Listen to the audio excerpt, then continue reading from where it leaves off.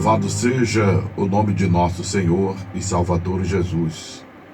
Voltamos para o momento da ministração da Palavra de Deus. E na ocasião, você que está acompanhando conosco esse quadro, a Voz do Divino, o momento da ministração da Palavra do Senhor, chegamos ao capítulo 3 da carta de Paulo aos irmãos na Galácia. Como eu já disse, há uma discussão de que Paulo tem escrito para os irmãos do norte ou para os irmãos de outra região, mas eu penso que Paulo escreveu para a igreja na Galácia, seja qual for o território, né? Louvado seja Deus. Que a igreja, como já temos dito, é importante entender que é uma só, né? Não existe várias igrejas. A igreja do Senhor, ela não é universal, mas ela é universal. Ela não é mundial, mas ela é mundial. Ela não é a igreja católica, mas ela é católica. E Paulo direciona a carta para esse continente, como já vimos, que corresponde hoje à França. E tanto ao norte de Antioquia, ali para Icônio, Listra, Derbe, bem como para outras regiões, né?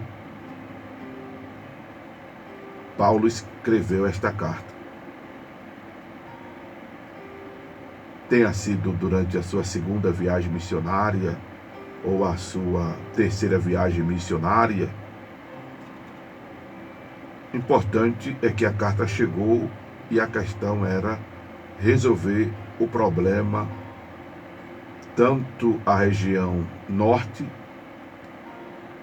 como a outras partes do território na Galácia, seja o pessoal do norte ou o pessoal do sul, né? E o problema que estava havendo era a volta dos irmãos da Galácia. Na verdade, não era nem a volta, era o desvio com relação àquilo que Paulo chegou lhes falando. Você que está acompanhando, capítulo 1, capítulo 2 e agora o capítulo 3, Paulo chama mais uma vez a atenção, porque os irmãos na Galácia, né, tinham sido evangelizados por Paulo, mas com a chegada de alguns irmãos judaizantes, né, que eram judeus cristãos,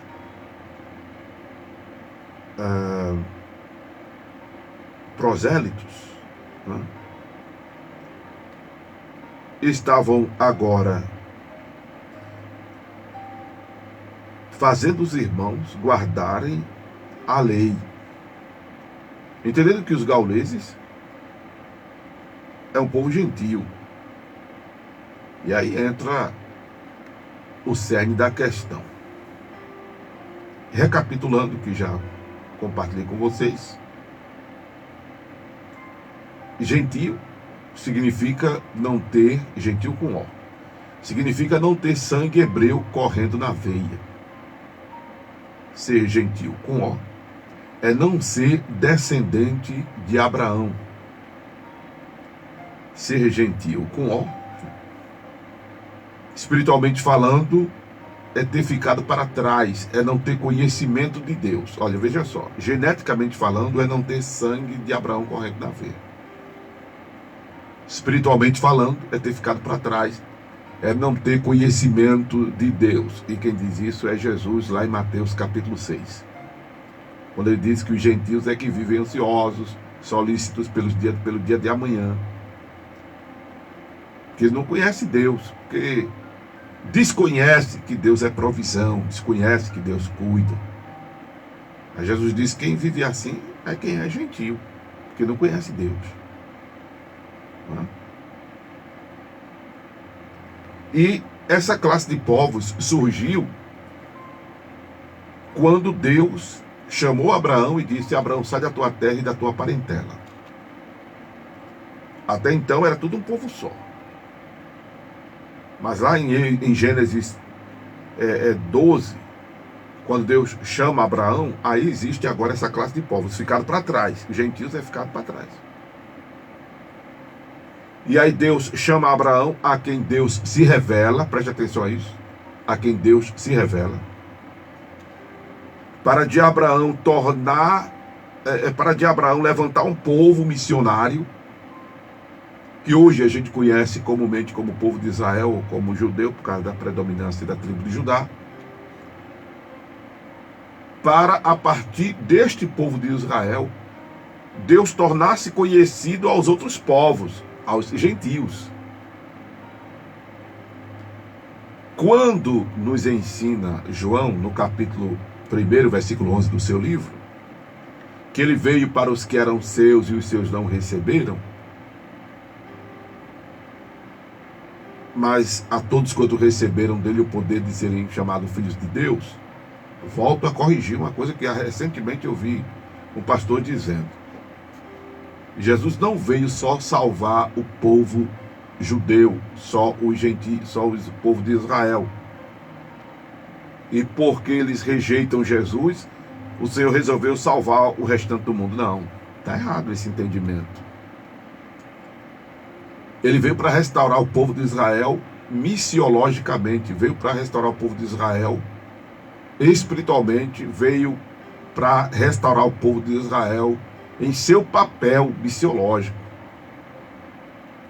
Porque Deus não veio só salvar o povo de Israel, as tribos de Israel, o povo de Judá, não. João 3,16 está bem claro: Deus amou o mundo. E os gentios fazem parte desse mundo. Deus amou o mundo de tal maneira que deu seu Filho unigênito para que todo aquele que nele crê não pereça, mas tenha a vida eterna. Deus amou o mundo. Não amou só os judeus, não amou só a nação de Israel. É importante entender isso. Não é? E aí, como Israel rejeita o Messiado de Jesus,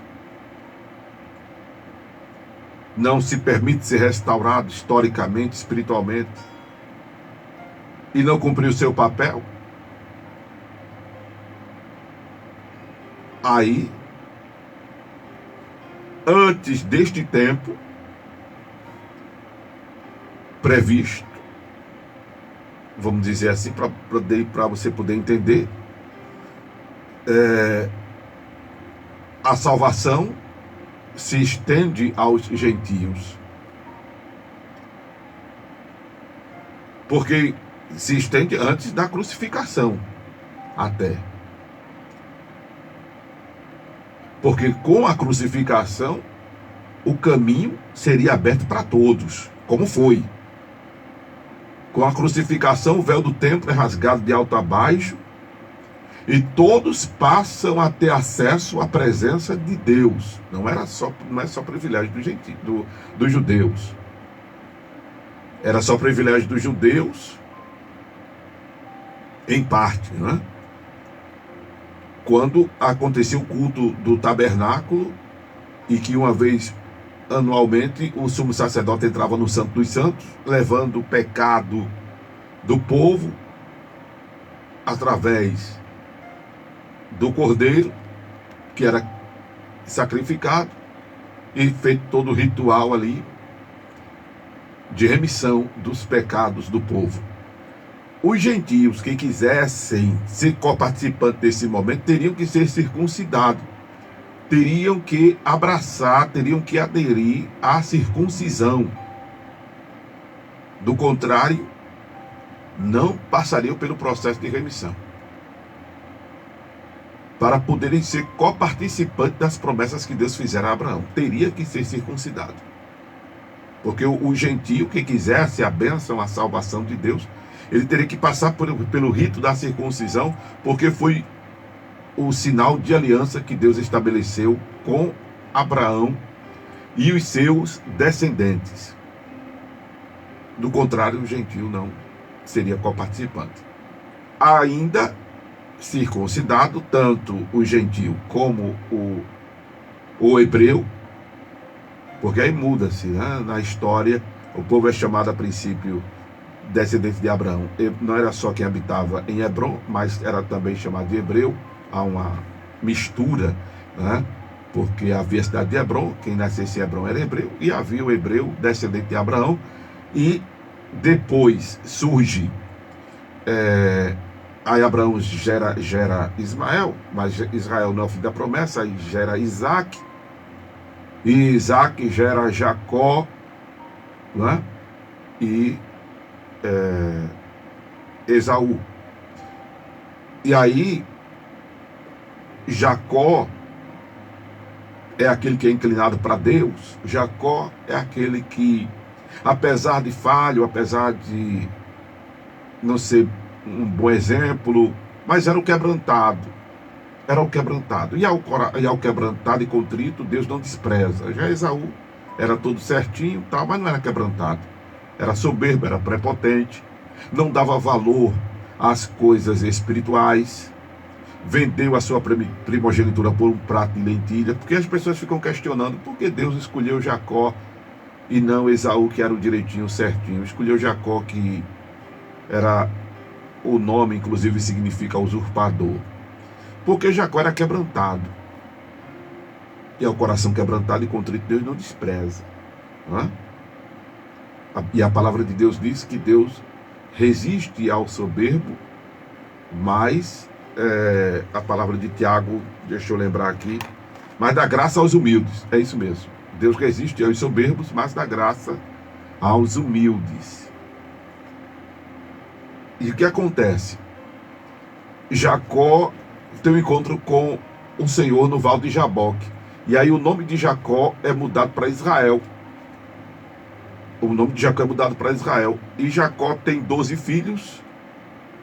E aí essas tribos, que são as 12 tribos de Israel, porque são os descendentes de Jacó, é que agora passa os descendentes de Abraão, veja como é a coisa, serem chamados comumente de Israel.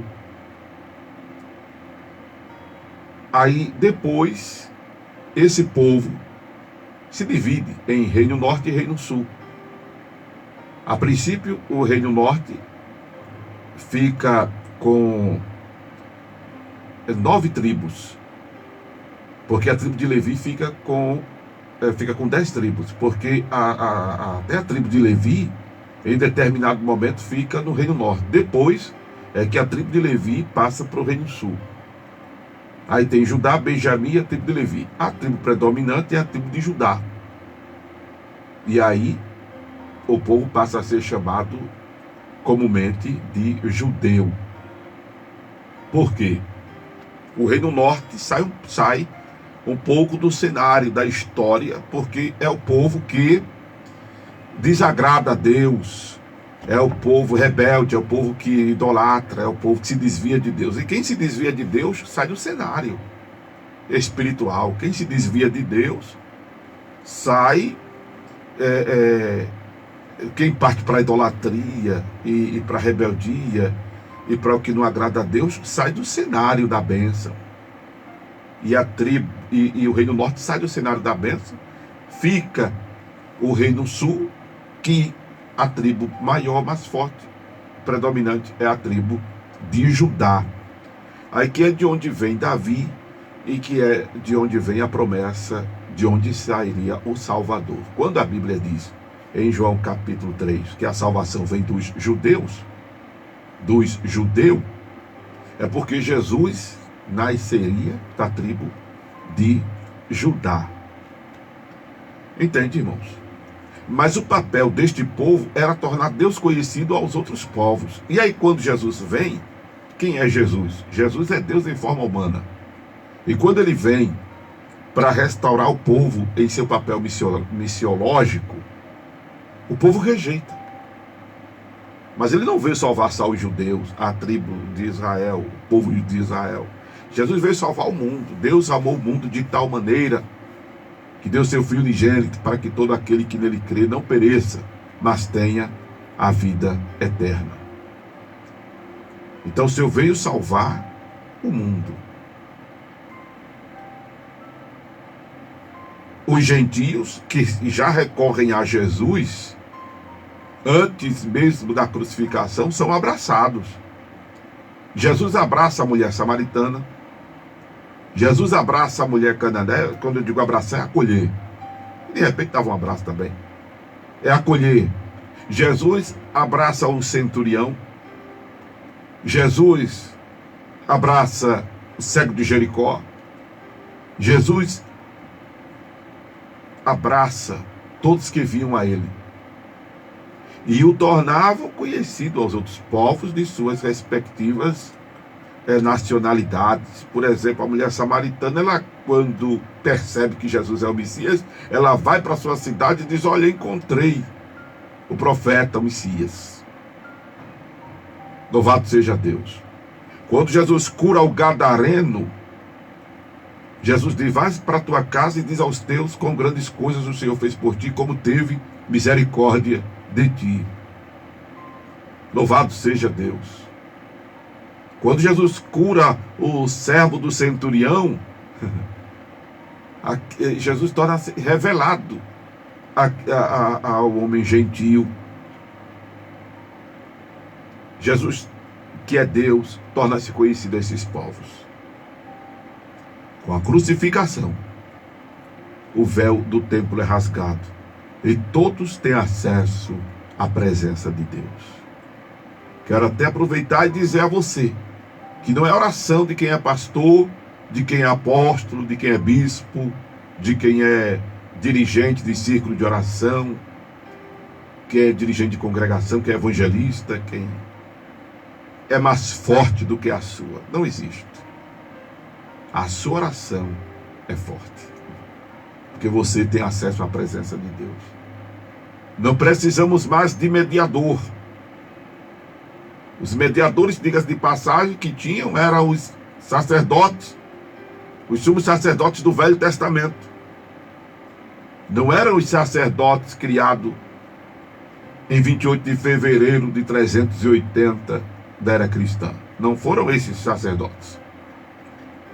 Eram os sacerdotes do Velho Testamento, que tinha todo o ritual para que o pecador tivesse o perdão dos seus pecados. Quando Jesus morre, o sacerdócio velho testamentário é abolido. Nenhuma implantação sacerdotal da era cristã funciona. Muito menos quem já morreu não pode mediar por nós, em respeito às pessoas que acreditam em tudo isso, mas, à luz da Bíblia, isso não funciona. Porque quem morreu está esperando, se morreu salvo, está esperando o toque da trombeta para ressuscitar.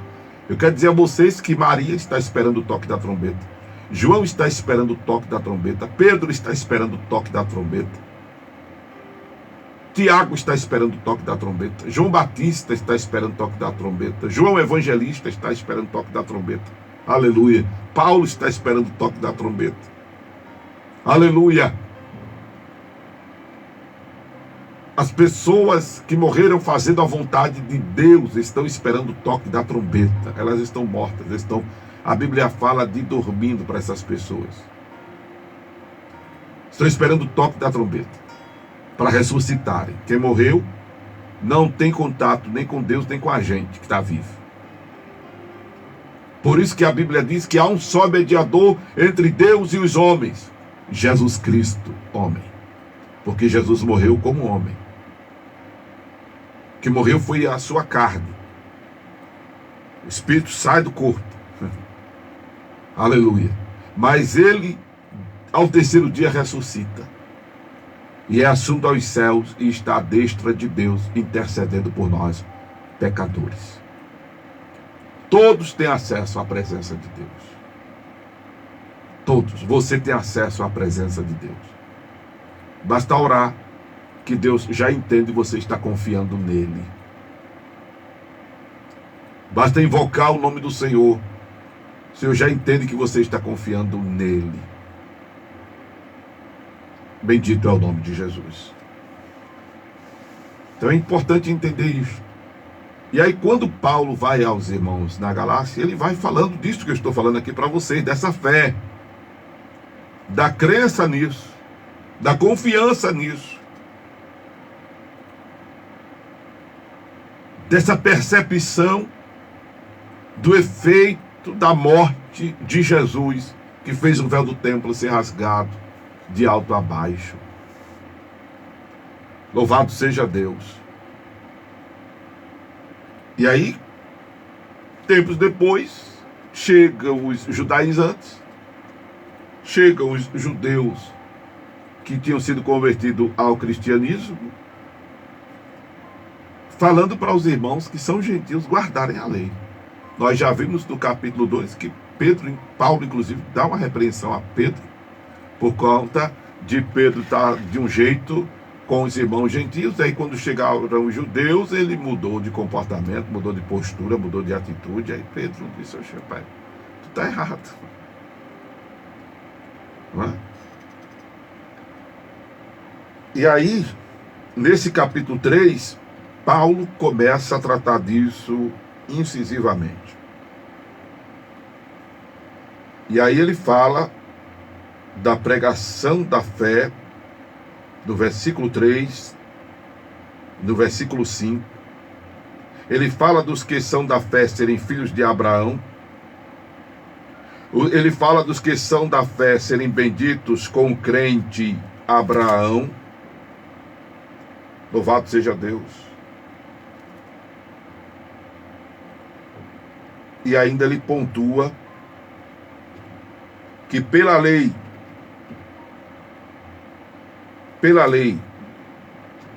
ninguém se salva, ninguém é justificado diante de Deus, versículo 11, porque o justo viverá da fé. Ele fala que a lei não é da fé, mas o homem que fizer essas coisas por elas viverá.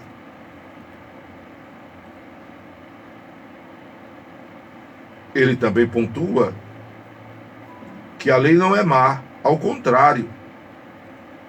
A lei foi dada por causa dos transgressores.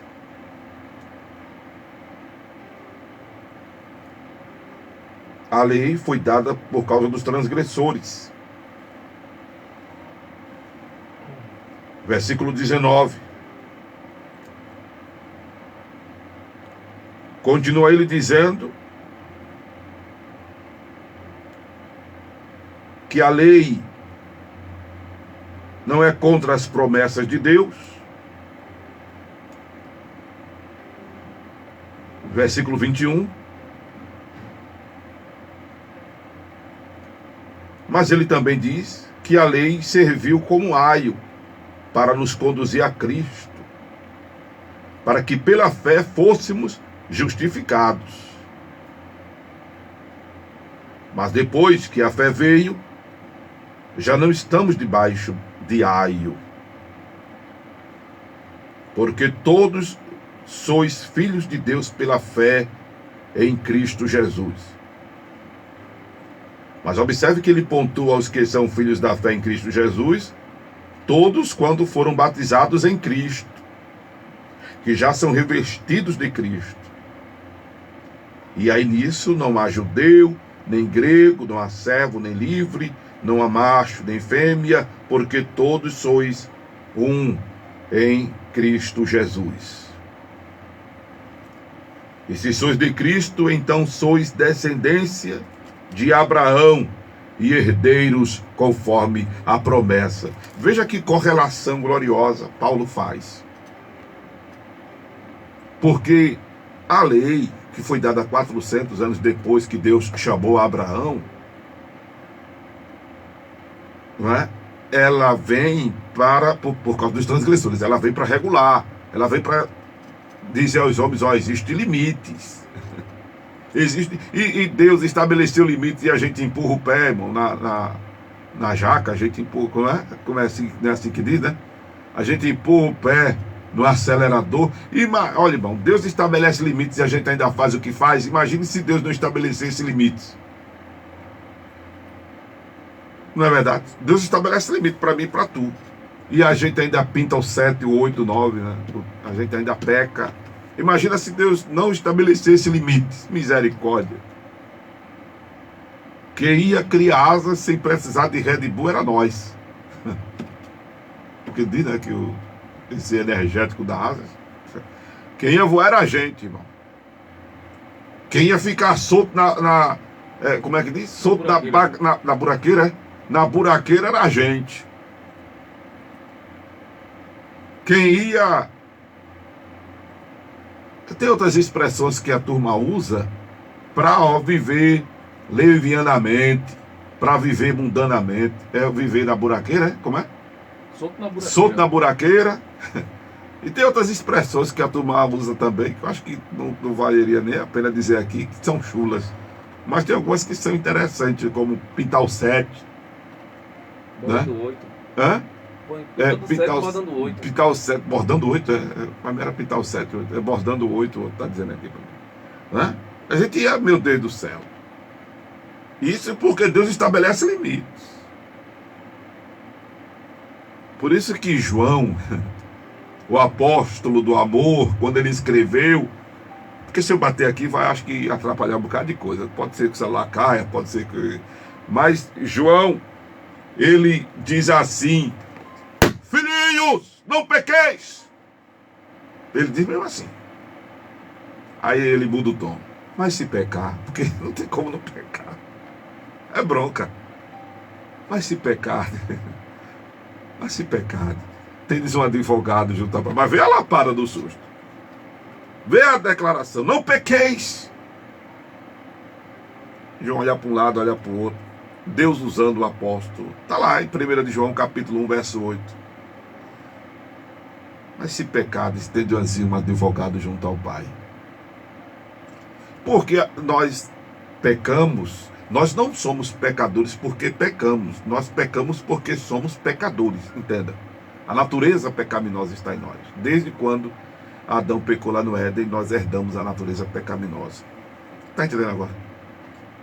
Por isso que Paulo disse: o bem que eu quero fazer eu não faço, o mal que eu não quero fazer, quando vejo já tenho feito. Miserável homem que sou, quem me livrará do corpo desta morte?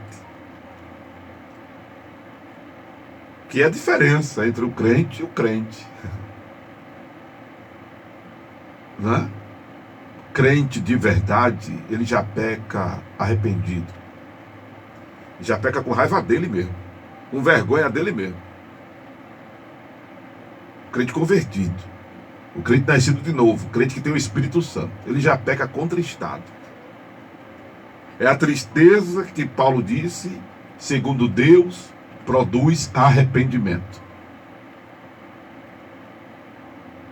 Porque quando a pessoa não é crente mesmo em Jesus, é crente estilo Satanás, crente por crente, porque crente por crente até o diabo é, ele já peca arrependido, contristado, meu Deus. Aí alguém diz: por que peca? Terrível.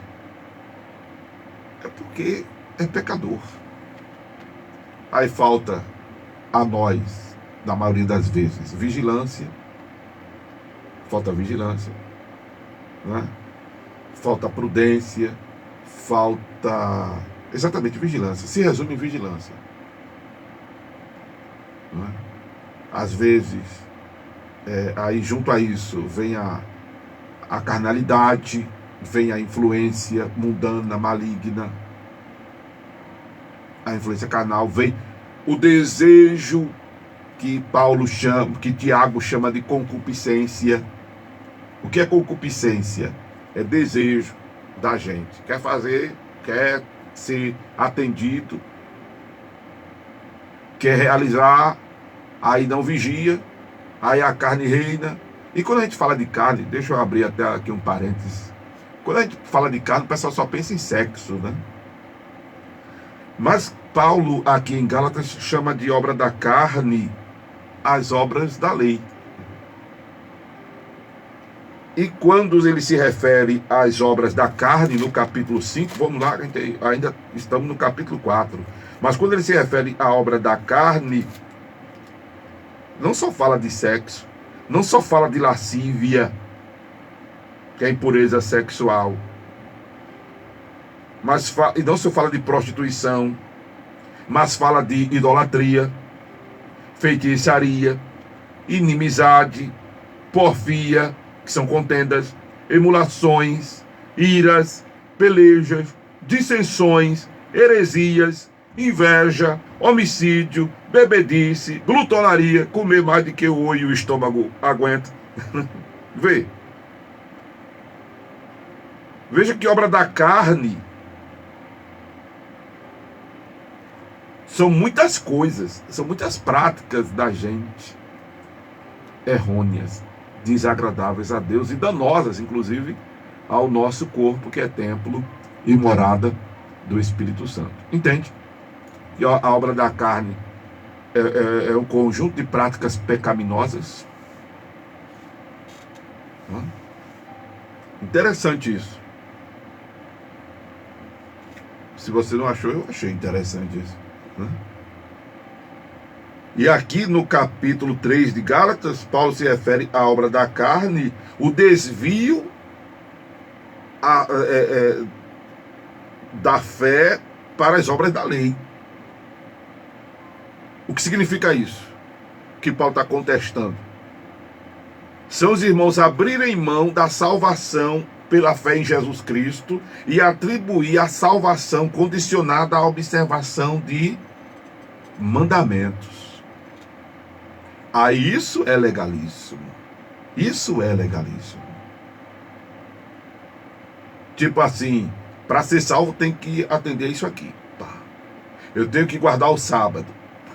Eu tenho que... que mais? Eu falei de guarda do sábado porque essa é uma das ordenanças religiosas que temos nos nossos tempos, não é? Colocada como condição sine qua non para ser salvo. Nem fizeram pela mulher, não é? do apedrejamento. Qual é a situação que você está citando? A questão... De acordo com a lei de Moisés. De acordo com a lei de Moisés, o colega está lembrando aqui, a lei de Moisés dizia que tinha que matar o adúltero. Aí um problema no caso que ele está mencionando aqui, da mulher que foi pega em pleno ato de adultério.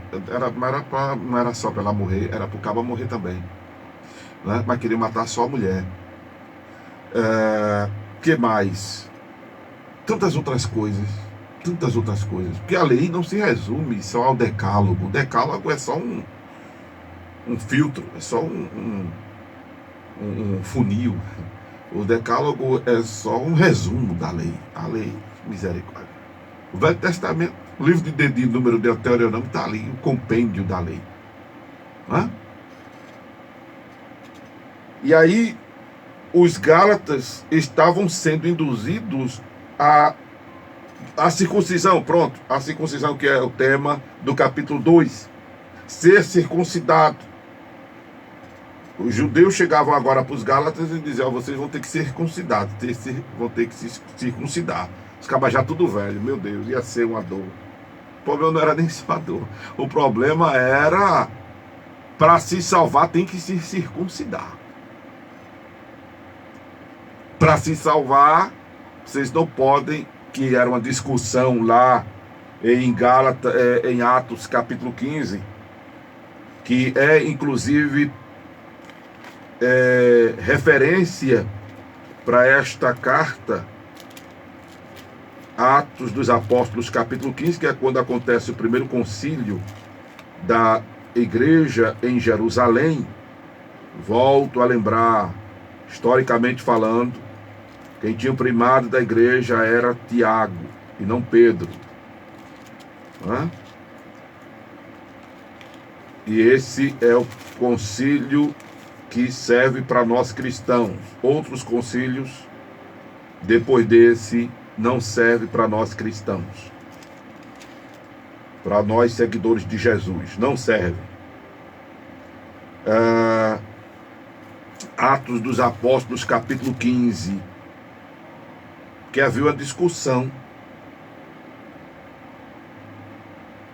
sobre o que os gentios deveriam, como era que os gentios deveriam viver o evangelho, os gentios que se convertessem. Agora veja só, até os discípulos tiveram esse problema, os apóstolos tiveram esses problemas na época, porque, deixa eu dar um testemunho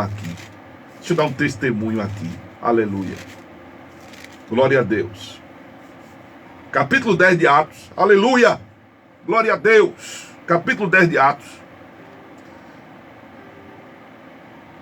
Havia um homem em Cesareia com o nome de Cornélio, centurião da corte italiana, piedoso, temente a Deus, com toda a sua casa, que fazia muitas esmolas ao povo e de contínuo orava a Deus. E na hora 9ª do dia, interessante que dia desse eu estava me lembrando, a hora de 9 horas o clamor, né? Eu me lembrei da hora 9ª. Eu digo, eita, foi uma coisa empírica, mas está batendo com a hora 9ª. Glória a Deus, né? Viu claramente numa visão um anjo de Deus que se dirigia para ele e dizia: Cornélio, aleluia, oh glória a Deus. E este, fixando os olhos dele, muito atemorizado, disse: quem é, Senhor? E o anjo disse: as tuas orações, aleluia, e as tuas esmolas têm subido para a memória diante de Deus. Agora, pois, envia homens a Jope e manda chamar Simão, que tem por sobrenome Pedro, e este está com um certo Simão curtidor, que tem aqui, embaçou tudo aqui agora, aleluia, aí ficou difícil de ler, em sua casa junto ao mar, e ele dirá o que deves fazer. Para resumir, Pedro vai para a casa de Cornélio, aleluia. Cornélio é gentio. Oh glória a Jesus, Cornélio é gentio, aleluia. E Pedro tem aquela visão, eu quero resumir, por causa da hora aqui já. Pedro tem aquela visão você já conhece a história. Aí a palavra de Deus diz, olha só que coisa linda. Glória a Jesus. Que quando Pedro chega na casa de Cornélio, Cornélio até se prostra para adorá-lo. Aí Pedro, epa, levanta-te, porque eu também sou homem. Pedro não recebia adoração vivo, que dirá morto. E aí Pedro começa a dizer que Deus lhe mostrou que não pode chamar, Deus mostrou-me que a nenhum homem chame comum ou imundo, finalzinho do versículo 28.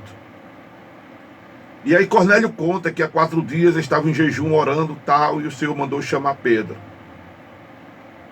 E eu mandei chamar-te, e bem fizeste em vir, versículo 33. Agora estamos todos presentes diante de Deus, para ouvir tudo quanto Deus te é mandado, tudo quanto por Deus te é mandado. E a Bíblia diz que quando Pedro abriu a boca e disse: reconheço na verdade que Deus não faz acepção de pessoas, mas que é agradável aquele que em qualquer nação o teme e faz o que é justo. Aleluia. E quando Pedro estava falando, irmãos, louvado seja o nome de Jesus, dizendo que Deus ungiu a Jesus Cristo de Nazaré com o Espírito Santo, com virtude, o qual andou fazendo bem e curando a todos os oprimidos do diabo, porque Deus era com ele, e que eles foram testemunhas, e que Deus ressuscitou a Jesus ao 3º dia, e fez que se manifestasse. Todo o povo testemunhou, aleluia. E Jesus mandou que fosse pregar ao povo e testificar que ele é o que por Deus foi conduzido por juiz dos vivos e dos mortos, e que o perdão dos pecados será dado a todos que o receberem e crê nele. E ainda quando Pedro estava falando essas palavras, a Bíblia diz: caiu o Espírito Santo sobre todos os que ouviam a palavra. Aleluia! E os fiéis que eram da circuncisão, todos quanto tinham ouvido Pedro, maravilharam-se do que o dom do Espírito Santo se derramasse também sobre os gentios, porque os ouviram falar em línguas e magnificar a Deus. Que coisa linda! Que coisa linda! O Senhor abriu as portas para os gentios, para nós que não somos descendentes de Abraão, para nós que não temos sangue hebreu correndo na veia. Era esse evangelho que Paulo estava levando aos Gálatas, está entendendo? Aí você diz: pastor Mário, o capítulo 15 de Atos, talvez não dê para eu abordar ele hoje. Não vai dar, o tempo não vai dar. E a gente volta a falar do capítulo 3 de Gálatas e volta a falar de Atos 15, mas leia.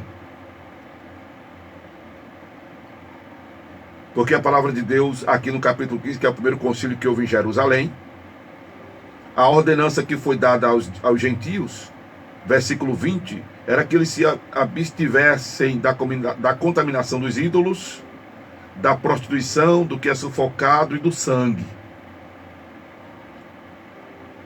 Foi a recomendação dada aos gentios a princípio, que estavam em Jerusalém, que estavam entre os judeus. Não precisava circuncidar. Só que veio os judaizantes agora entre os gentios na Galácia, dizendo que eles tenham que obedecer à lei para se salvar. Aí Paulo diz: não.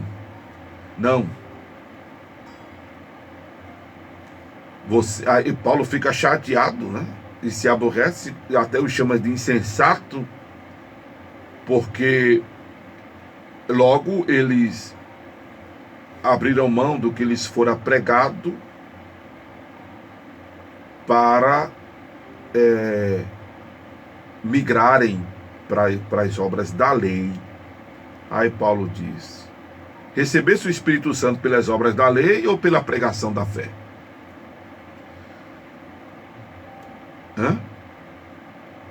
Aquele, pois, que vos dá o Espírito e o que opera maravilhas entre vós, o faz pelas obras da lei ou pelas obras, ou pela pregação da fé?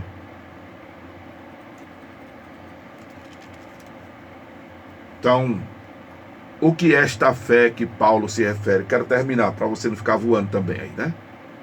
Essa fé que Paulo se refere, irmãos, é a crença no sacrifício vicário substituto de Jesus.